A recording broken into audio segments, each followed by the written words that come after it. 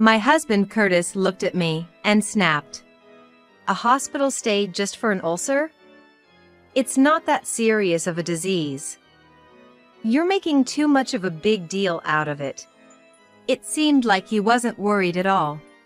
It's because you pushed her too hard, Ashley said, making him uncomfortable, so he declared, I'll go buy something to drink, and left the room.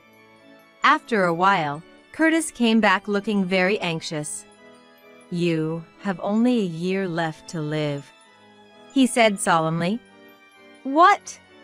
I was surprised, wondering if there had been some explanation from the doctor that I was unaware of. No, I just overheard your parents talking outside. I was going to greet them, but then I heard something like that. I wondered what my parents were talking about. As we sat in silence, Ashley suddenly burst into laughter. Ha ha ha. Wondering what was going on, we both looked at Ashley. Then she turned to Curtis and dropped a bombshell. What are you talking about? Isn't that about your mistress and not Mom? The air froze. Dad, we know everything. Hey Stella, isn't breakfast ready yet? As usual, Curtis called out to me. I was in the kitchen, preparing breakfast. It'll be ready soon, I answered while setting up the corn soup and bread on the table. I told you I have a meeting this morning. I have preparations to make. Hurry up. I placed the omelet on a plate in front of Curtis, who started eating without a prayer. After all, I was just preparing everything as usual. It was he who overslept. Suppressing my thoughts, I started doing the laundry. Once Curtis hurried out, I finally took a breath of relief. The morning news show started, and I took my breakfast to the lively sound of the TV. As a housewife, I spent my days like this, taking care of Curtis.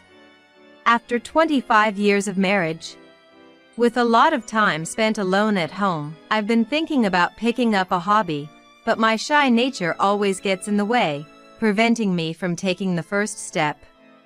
Every day, I prepare breakfast for Curtis, do the laundry, clean, shop. I was getting bored with the repetition of the same days. I've thought about going to work, but I've been frail since I was young, and after giving birth to our daughter Ashley, I became even more prone to illness, so that was not an option. Will my life just end without anything changing? As I was thinking this, the doorbell rang. The sound of the front door unlocking was heard, and Ashley entered. Mom, are you here? She said, opening the door to the living room. Welcome back. Ashley sometimes comes back like this to check on me. When I'm not feeling well, she even helps with the housework. She's such a capable daughter. How are you feeling? I've been doing quite well recently. Ashley looked relieved to see my face, smiling gently. That's good to hear. Then, how about we go out for lunch? You must be bored, right? She suggested. We went to a restaurant near where Ashley works and talked about her recent life over the meal. These moments were a happy time for me, and also a break from the monotony of my daily life. After finishing our grocery shopping for dinner and returning home, Ashley set down the bags she was carrying and quickly went back to her own place. When I asked if she didn't want to see Curtis, Dad's probably fine, she simply replied. Indeed, Curtis, at 48, still looked young for his age. He would work out at the gym after work, and lately, he even started caring about his looks, keeping his body fit and his skin lively. He always had high self-esteem, saying, I don't want to become someone who gives up just because they're getting older. Compared to Curtis, I feel like an old woman, overshadowed by him and treated coldly. After Ashley left, a flyer on the table caught my eye. It was something that had been put in the mailbox. The flyer featured a beautiful woman. It seemed to be for a yoga class being held nearby. taught by an active model, offering reasonable prices for people of all ages. I wonder if I could manage yoga, given my frail health. But I found myself making excuses and tucked the flyer away between the pages of a newspaper. Looking at the clock, it was almost 5 p.m. I must start preparing dinner soon. If Curtis comes home and dinner isn't ready, he'll yell at me again. Since he was in a bad mood from the morning, I planned to make his favorite dishes. And so, I found myself preparing dinner for Curtis again, as usual. Around 7 p.m., Curtis came home. I immediately started preparing the shower. Curtis prefers to shower before dinner. While waiting for the shower to be ready, Curtis was drinking a can of beer and reading the newspaper in the living room. Wow! Isn't she a beauty? I was startled by his sudden outburst, only to realize he was looking at the yoga class flyer I had tucked in. Huh. A model and yoga instructor, huh. It's close to our house too. Hey, why don't you give it a try? He said, looking at me with a sarcastic tone. An old woman like me going there would just be a nuisance. I brushed it off lightly, but he sighed. You always say that. Try to take care of your body a little. It seemed he was also tired of my negative thinking. You used to be good in your younger days, but you're becoming more of an old woman day by day. He left those words behind and headed to the bathroom. When did I start to feel so miserable? It had become so routine that I seemed to have become numb to it. But even so, I can't go back to my younger days. I knew all too well that the reason I never took action was none other than myself. Envious of the radiant smile of the woman on the yoga class flyer, I felt like I was living in a world far removed from blaming someone or something else. On his next day off, Curtis left with the yoga class flyer. Are men allowed to go there too? It was a class held at a young woman's home. Wondering if that was really okay, I asked. It says here people of all ages and genders. So it should be fine. I'm just going to observe. If it's not okay, I'll come right back. He left the house cheerfully, leaving me behind. I wish he had taken me with him. Even though I had chosen not to go, I found myself blaming others again. Fed up with myself, I decided to go for a walk for a change of scenery. I wondered if I could catch a glimpse of what the yoga class was like, even if from outside. It was a sunny Saturday afternoon. Perfect for a walk. I walked at my own pace. Eventually, I reached the neighboring town where the yoga class was. I didn't remember the address from the flyer, but I had a rough map in my head. And so, I walked looking for the yoga studio sign. Yoga. Yoga. Then I realized. There were no signs for a yoga studio around here. I can't tell where it is. Just as I was about to give up and go back, I heard a familiar laugh. Turning the corner towards the sound, I saw a man and a woman I recognized, sitting at a garden table, enjoying tea. It was unmistakable. Curtis and the yoga class instructor. Not wanting Curtis to notice me, I couldn't hear what they were talking about, but they seemed to be having a great time. Despite being my husband, I was impressed that he didn't seem out of place even next to a young woman. Suddenly, I felt miserably shabby and pathetic. Unable to stay still, I quickly returned the way I came. Why do I always end up like this? All the way home, I kept blaming myself. It wasn't just about my deteriorated appearance.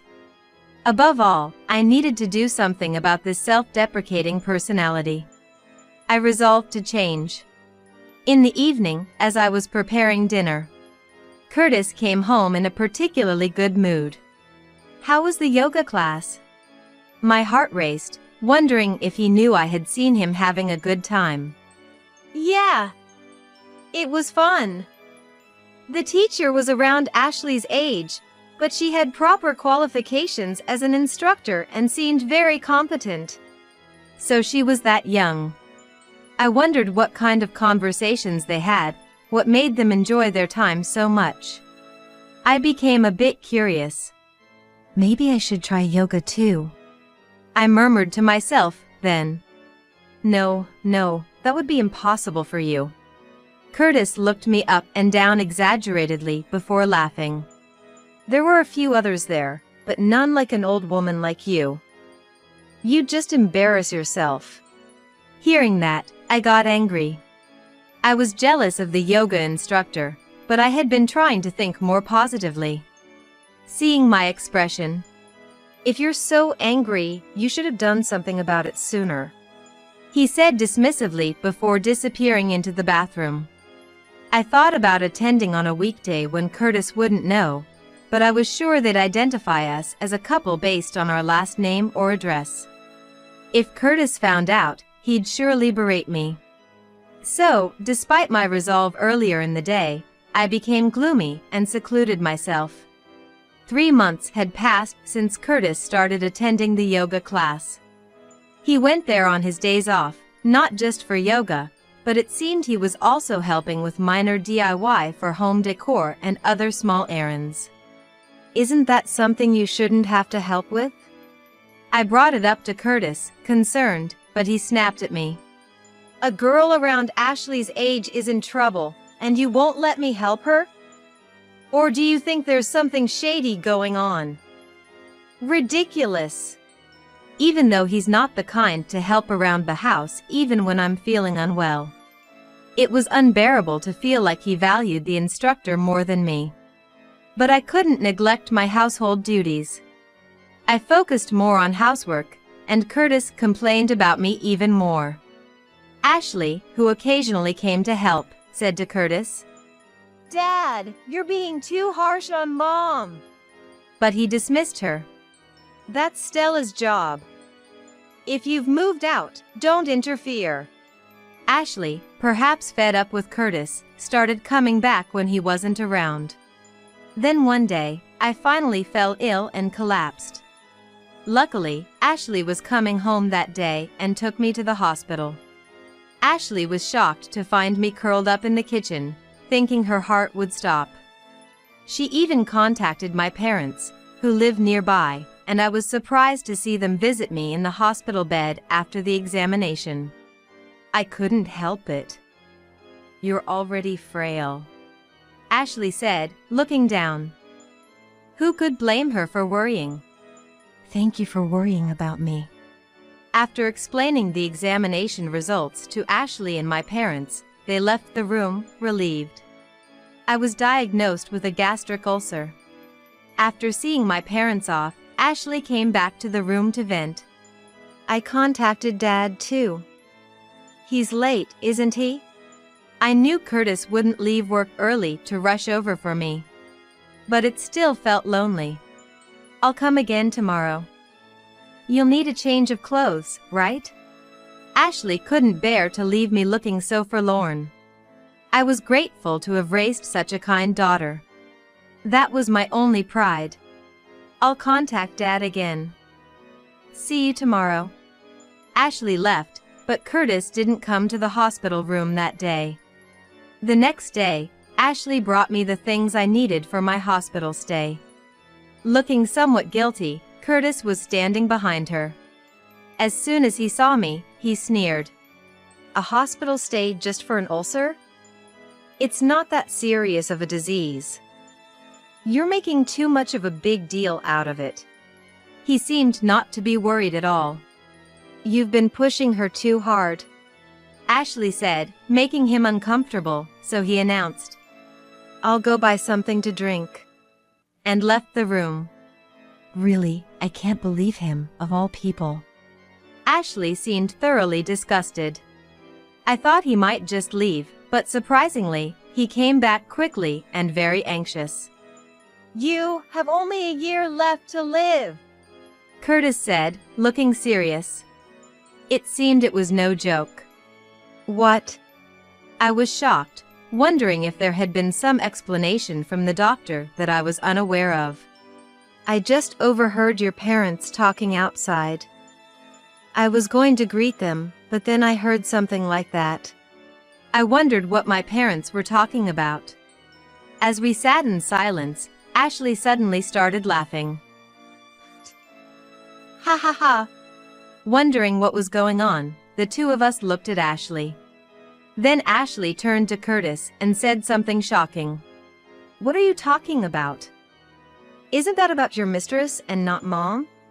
The atmosphere froze. Stella, are you okay? I came to check on you. Cutting through the tension, my parents arrived. Grandma, Grandpa. I was just about to talk about everything. So, we're doing it now. Dad was silent, but his glare kept Curtis from running away. Dad, we know everything. Ashley began to tell everything. It was about a month after Curtis started going to the yoga class. On her way home from our house, Ashley witnessed something unbelievable. That day, I had been telling Ashley about the yoga class. I reconsidered wanting to go myself and asked Ashley to check it out for me. I asked her to go and ask if it was really a kind of place that would make me feel out of place, like Curtis said. I could have gone myself, but I was scared. Sure, I can even check it out on my way home today. Ashley agreed cheerfully and went to the yoga class. When Ashley got close to the studio, she saw someone leaving the entrance. She quickly hid around the corner to see it was apparently Curtis and the instructor. Curtis was supposed to be at work that day, but Ashley couldn't have mistaken her own father. Feeling something was off, Ashley stayed hidden and watched. After a while of conversation, Curtis and the woman, after checking their surroundings, leaned in and kissed. Ashley was shocked and couldn't suppress her feelings of contempt after seeing her father like that. That's why she started coming home only when Curtis wasn't there. After watching Curtis leave, Ashley immediately contacted me. Mom, you'd better stay away from there. Ashley, usually so positive, saying something like that made me ask what was wrong, but she wouldn't say. I just feel like you and that instructor wouldn't get along. Looking back, it must have been Ashley's kindness trying not to alarm me. Unaware, I regretted missing another chance to go to the yoga class, but a few days later, while walking near the studio again, I spotted a suspicious woman hiding by a fence, seemingly trying to peek inside. How disturbing. Approaching, I realized it was Ashley. What was she doing? She hadn't noticed me approaching. Not wanting to startle her, I stopped and called her mobile, hoping it was someone else, but knowing it was Ashley. My wish shattered when she noticed the call from me and walked away from the studio to answer. Hello, Ashley? What are you doing there? I asked, sighing. Surprised, Ashley looked around and saw me. And when she saw me in the distance, I'm coming over. She ended the call and hurried to me. I thought there was some suspicious person. Seeing my disapproving face, she looked awkward. So, what were you doing? Staring back at me, she said. We'll stand out here, let's talk somewhere else.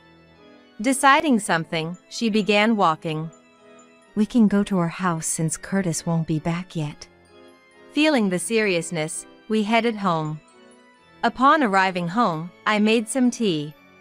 After taking a moment to relax, I once again asked Ashley. So, what were you doing there? That's the yoga studio Curtis attends, right? I had previously asked her to scout the place for me, to see what the atmosphere was like, but I thought that matter had been resolved then. Look, before I say anything else, I want you to know that I'm always on your side, no matter what. Starting with that, Ashley told me everything she had seen. On the day she went to observe the yoga studio, she saw Curtis and the instructor coming out looking cozy. They talked intimately and kissed after checking their surroundings. She had been hesitant to tell me, carrying the burden alone to avoid hurting me. I wanted to believe in Dad, too. Ashley said, sipping her tea. She had wanted to believe, so she kept going back to the yoga studio. But contrary to her hopes, Curtis was frequently there, getting along well with the instructor.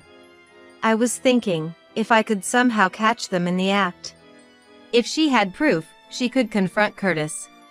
She thought by having something over him, she could make him stop treating me badly. I could have been reported for stalking. Discovering her there helped Ashley regain her composure. Yes.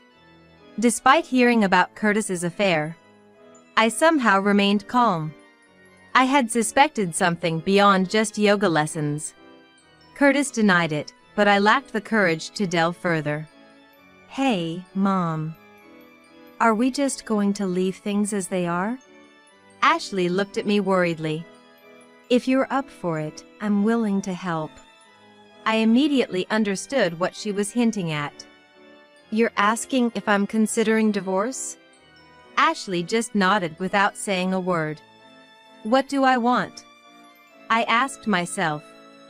Honestly, even if I decided to divorce, I wasn't sure I could make it on my own. Having been a housewife all this time, could I really find work? Plus, there were my health concerns. Ashley offered her support, but I couldn't always depend on her. Sensing my deep thought, Ashley reassured me. Even if you decide not to divorce, like I said earlier, I'm always on your side. And left before Curtis came home. Curtis arrived and immediately started complaining about everything as usual. The taste of dinner, the cleanliness of the house, as if he was searching for faults on purpose. Had it not been for the discussion with Ashley earlier, I might have been able to ignore it, but today I couldn't. Hearing the facts from Ashley, everything Curtis did started to disgust me. His voice, being in the same room, everything felt repulsive. That night, after Curtis had gone to sleep, I decided to check his mobile phone in a desperate search for evidence. If there was proof, I would divorce him. I knew it was wrong, but the betrayal started with Curtis. Convincing myself, I checked his phone. But my last hope was shattered. Texts and photos with the instructor, undeniable evidence of his affair, were there. Quietly closing the phone, I went to the living room and lay down on the sofa. I couldn't bear to sleep in the same room. I'll contact Ashley first thing tomorrow. And that's how our plan began. Ashley and I decided to inform my parents first. If the divorce went through, I'd move back to my parents' house. So, it was necessary to explain the situation. Hearing this, my parents were furious. After discussing it as a group, we decided to act at the moment that would make the yoga instructor the happiest. During her surveillance, Ashley found out the instructor apparently had another man. I'll attend the yoga class and gather information. Saying that, Ashley started attending the yoga class and got closer to Curtis's mistress, Hilda. It turned out, just as Ashley had guessed, Hilda was engaged and planning to get married in a year. We'll target that time to demand alimony in the divorce trial. Ashley was oddly enthusiastic, but I felt heavy-hearted. I was anxious about whether I could let Curtis be free for so long and act as if everything was normal. Even now, just living in the same house made me feel sick.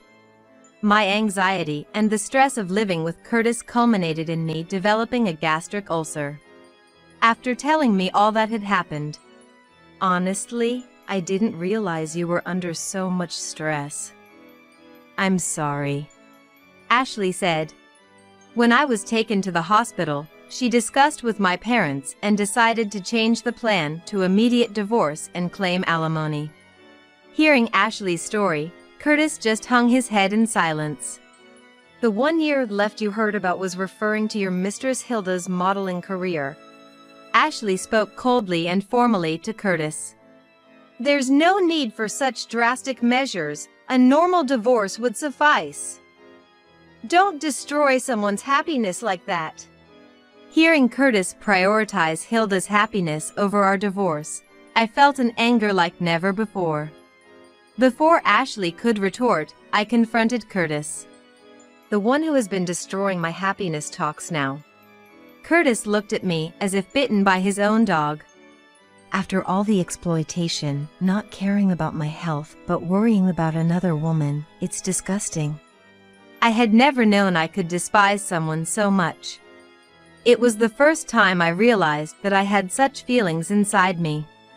Disgusting, you say? You don't have the right to talk back to me. My negative emotions were overflowing. Ashley tried to intervene, but she seemed bewildered by my anger. Just as I was about to lash out at Curtis again, Mom intervened softly. That's enough, Stella. Her voice was gentle and comforting. A voice I'd known since childhood. I snapped back to reality. After a moment of silence, Mom calmly addressed Curtis. Curtis. I've heard the situation from both Ashley and Stella, but I haven't heard it from you. Curtis looked uncomfortable. If you have any justification, we're listening. Her voice, different from when she scolded me earlier, now carried a chill. I don't have any excuses. Curtis stammered. So, you admit everything is true? Seemingly accepting his fate, Curtis defiantly admitted. Yes. I love Hilda, not Stella. I can't help it. Stella no longer attracts me. That's terrible. Ashley muttered. Terrible, you say? Which is worse? I thought Hilda and I loved each other. But to think, Hilda had another man. It seemed Curtis didn't know about Hilda's fiancé.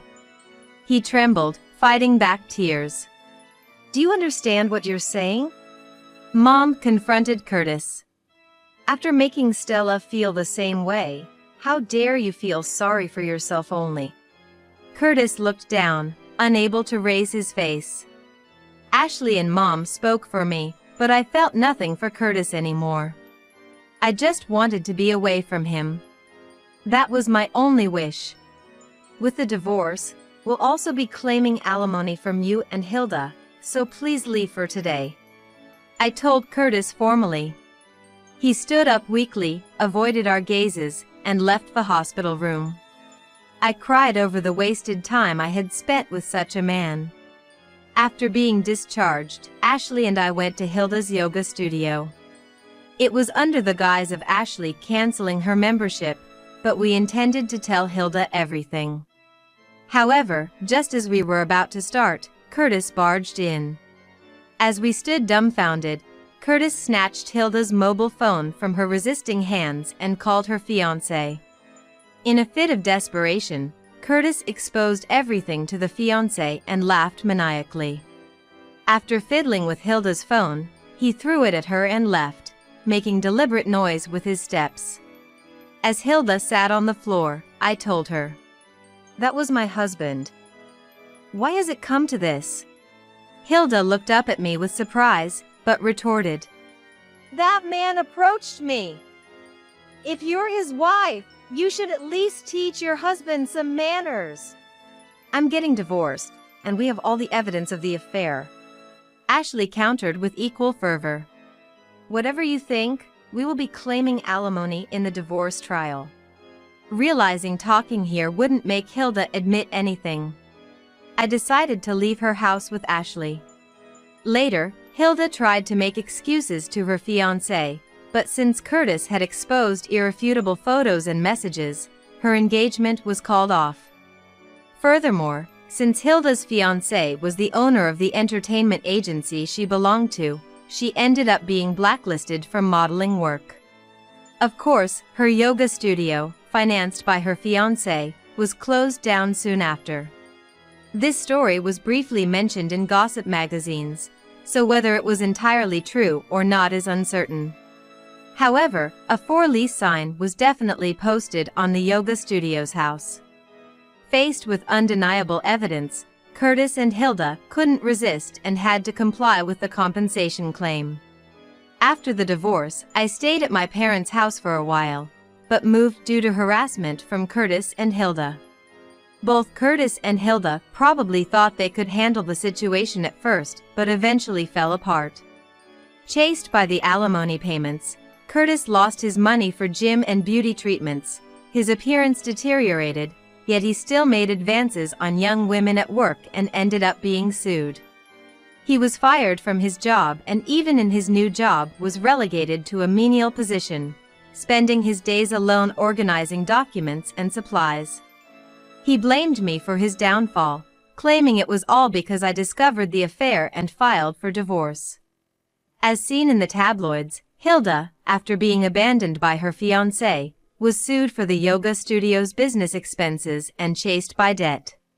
She blamed me for her misfortune. My parents quickly sold their house and bought a condominium where the four of us could live together. The condominium has excellent security, so we no longer need to fear harassment from Curtis and Hilda. Feeling it pathetic to rely solely on Ashley's income and my parents' pensions, I learned to use a computer from Ashley and started working from home. I'm surprised to find I had such a talent. Today, I'm writing a column about life's battles. My life might have been an uneventful housewife's, but this divorce saga is sure to attract attention. While adding a bit of color to the story, I type the words. My face is wrapped in a gentle smile.